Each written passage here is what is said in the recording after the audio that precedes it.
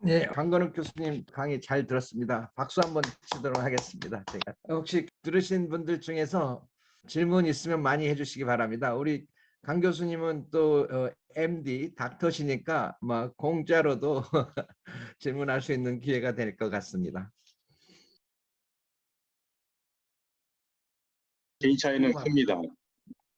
왜냐하면 이제 치료를 하다 보면 가장 흔하게 나타나는 이제 부작용은 그 이제 구역 뭐 이런 아까 급성 방사선 증후군이거든요. 그건 보통은 이제 저희가 고설량 치료를 하면 한 일주일 정도 나옵니다. 근데 그것도 모든 사람이 나오지 않고요. 제가 보면 약간 예민하신 분들이 많이 나오더라고요. 뭐 젊은 여자분 뭐 이런 분들은 좀 심하고 나이가 드신 남자분들은 거의 못 느끼고 그 다음에 이제 또 데이터로 나오는 게 있습니다. 그러니까 골수 같은 게 이제 예를 들어서 백혈구 수치가 줄어들거나 혈소판이 줄어들거나 이런 것도 개인차가 굉장히 심합니다. 그러니까 어떤 분들은 고설량 여러 번 맞아도 골수가 튼튼해서 문제가 없는 분도 있는 반면에 물론 이제 그런 분들 약한 분들은 이미 벌써 뭐 항암 치료를 하고 여러 가지 해가지고 골수가 약해진 분들이 이제 흔하긴 하지만 그러니까 그렇게 이제 약한 분들도 있고 뭐 그래서 뭐 개인 차이는 크게 있다 이렇게 봐요. 그건 그 일본이나 제주도는 땅의 황황한 비율이 적습니다. 그래서 이 우라늄 함량이 적기 때문에 가장 중요한 그 라돈 양이 제주도나 일본은 우리 한반도보다 뭐 한 3분의 1 정도 이렇게 낮다고 보시면 됩니다. 제가 이제 방사성 뭐죠 측정기를 들고 다니면서 측정해 보거든요. 확실히 제주도 3분의 1밖에 안 나와요. 네. 제주도뿐만 아니라 저쪽 경주 우리 월성 원전에 가도 한 서울에 한 반 정도밖에 안 나오더라고요.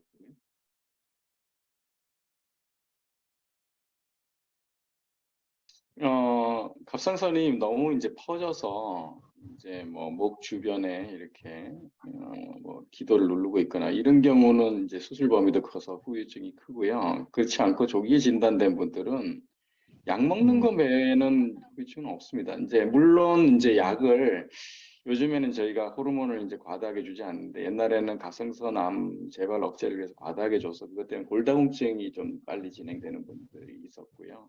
요즘에는 이제 그렇게 하지는 않고요. 하루에 한 번 먹는 약인데 사실은 뭐 저도 지금 뭐 콜레스테롤 낮추는 약을 뭐 매일 먹고 있거든요. 그러니까 네네. 이게 그렇게 뭐 힘들다라고 얘기하기는 어렵고 근데 이제 제 생각에는 요즘에 캠페인도 많이 했어요. 굉장히 젊은 여자분들 뭐 이런 분들이 그냥 아주 조기 갑상선암인데 뭐 완전 수술해가지고 평생 약 먹고 이러고 있는 경우가 초기에 많았는데 요즘에는 캠페인 하죠. 그렇게 검진 너무 열심히 하지 말고 만약에 한쪽에 조그맣게 나오면 한쪽만 떼면 돼요. 그럼 나머지 한쪽이 네. 살아있기 때문에 약 안 먹거든요. 그러니까 뭐 아무 문제도 없습니다. 그러니까.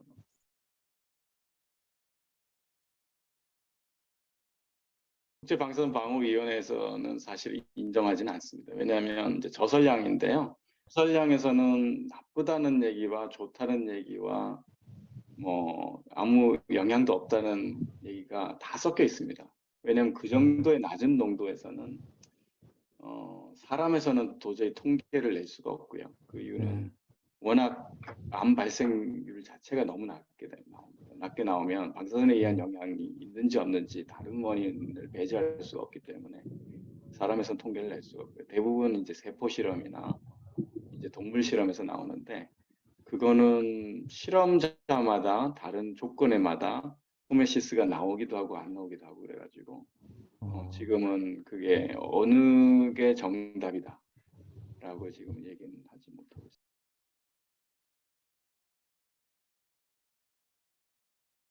끊임없이 논란이 되고 있는 상황이고요. 국제방사선방호위원회 안에서도 그렇습니다. 왜냐하면 그러니까 저설량에서도 사실은 돌연변이 일어납니다. 예, 그만큼 적은 만큼. 근데 문제는 아까도 제가 말씀드렸듯이 이제 웨이드 앨리슨 교수도 그렇게 주장하고 많은 이제 생물학자는 돌연변이 자체가 암을 일으킨다고 보지는 않거든요. 왜냐하면 돌연변이는 우리 몸에서 끊임없이 일어나고 오히려 저설량에서 나오는 그 정도의 돌연변이는 우리가 호흡을 하면서 생긴 돌연변이 아니면 우리가 뭐 주변에서 뭐 음식을 먹거나 탄 음식을 먹거나 새 돌연 나온 돌연. 근데 그럼 다음이 생기냐? 그것도 아니거든요. 왜냐하면 생명체라는 거는 끊임없이 그 돌연 변이를 없애는 우리 몸에 있는 그 효소가 있어요. 예. DNA를 교정하는. 예. 그 효소에 의해서 교정이 될 정도 수준이면 다 교정이 되고 끝나는 거죠. 그렇기 때문에 암이 안 생기거든요.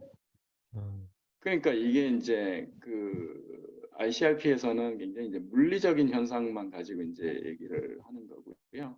그런데 문제는 그럼 어디가 끊어야 되느냐를 모르기 때문입니다. 그게 그럼 1mm 시버트에서 끊으면 되느냐, 아니면 5mm 시버트에서 끊으면 되느냐, 0.1에서 끊으면 되느냐라는 게 어느 실험에서도 어느 선에서 끊을 수 있다는 것을 증명한 게 없습니다. 그러다 보니까 그냥 보수적으로 그냥 끊지 못하고 그냥 리니어하다 이렇게 그냥 만들어 본 거죠.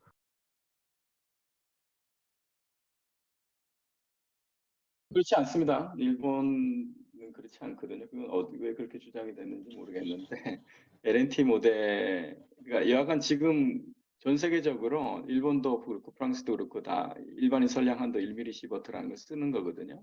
그러니까 1mm 시버트라는 게 그러면 1mm 시버트 1.1은 그러면 위험하고 0.9는 안전하다. 이런 근거는 전혀 없거든요. 그런데 이제 ICRP에서 그렇게 정했기 때문에 그렇게 그냥 쓰고 있는 거고요. 그러니까 과학적으로 근거를 만들 수 없는 게 뭐냐면 이게 생명이라는 건 연속적이거든요. 그러니까 어느 순간 딱 끊어가지고 요거보다는 너무 예를 들어 아까 1.1로 했더니 막 위험한 게 나오고 0.9로 했더니 이건 아무리 해도 안전하게 나오는 그런 실험 결과는 하나도 없습니다.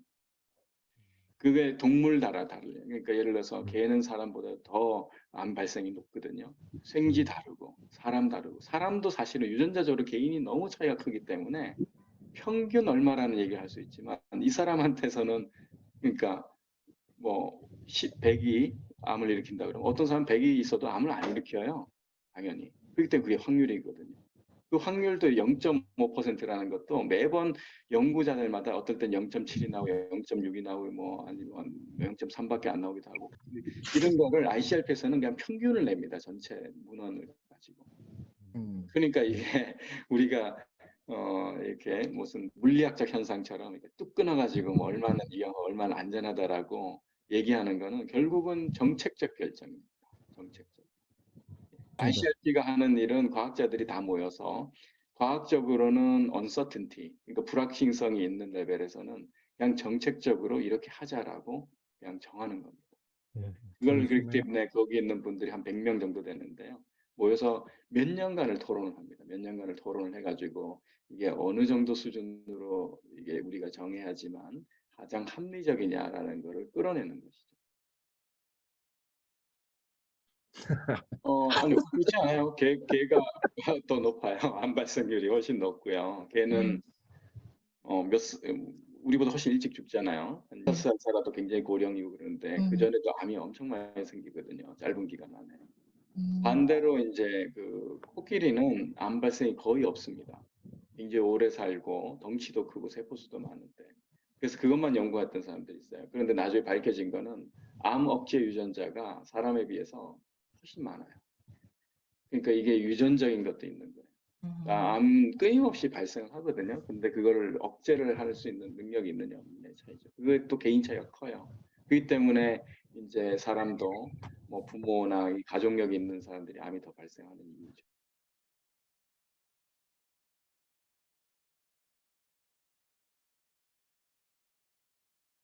근데 저는 이제 후쿠시마 사고를 보고 나서 이 원전 사고는 더 이상 위험한 사고가 아니다 이걸 알았습니다. 왜냐하면 체르노빌 때만 하더라도 이제 그것 때문에 실질적으로 이제 죽었던 사람들이 방사능 때문에 죽은 사람이 생겼고 또 상당히 이제 과피폭을 받은 어린 아이들에서 결국은 갑상선암이 발생해서 일부는 아이가 죽기도 하고 이런 현상이 있었는데 후쿠시마 사고를 보고 이 정도의 대형 사고에 사람들이 그렇게 난리를 쳤는데 단 한 명도 안 죽었고 앞으로도 죽을 정도의 그 양을 피폭받은 사람이 없었다.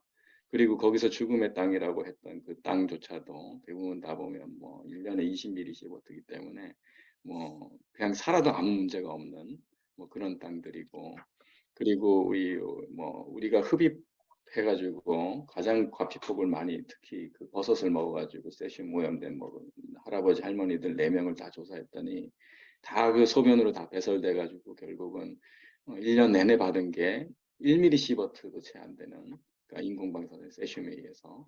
그래서 이렇게 그냥 오염된 지역에 살면서 오염된 걸 막 먹어도 우리나라 자연 방사선보다도 낫구나, 라는 거를 이제 데이터가 다 증명했거든요.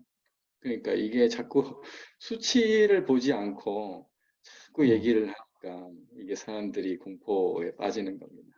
그러니까 실제로, 그러니까 0이 아니면 위험하다라는 이 컨셉 자체가 가장 잘못된 거고요. 그러니까 예를 들어서, 그러니까 위험, 그럼 1000만 분의 1, 1억 분의 1이 그럼 위험하기 때문에 그럼 피해야 된다라는 얘기는 똑같은 얘기인데요.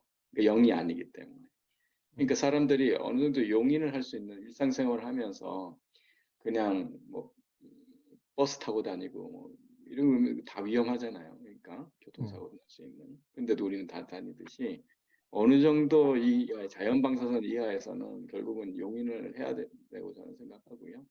그런데 지금 뭐 일본 후쿠시마는 거의 인간의 피해를 준 건 없고, 결국은 그 지역에 대해서 못 들어가게 막고, 이제 약간 뭐 웨이드 앨리슨 교수에 의하면 과도하게 이제 통제를 하고, 그러므로써 이제 낙인 효과나 지역의 경제적 피해나 뭐 이런 게 컸다, 이렇게 보는 거죠.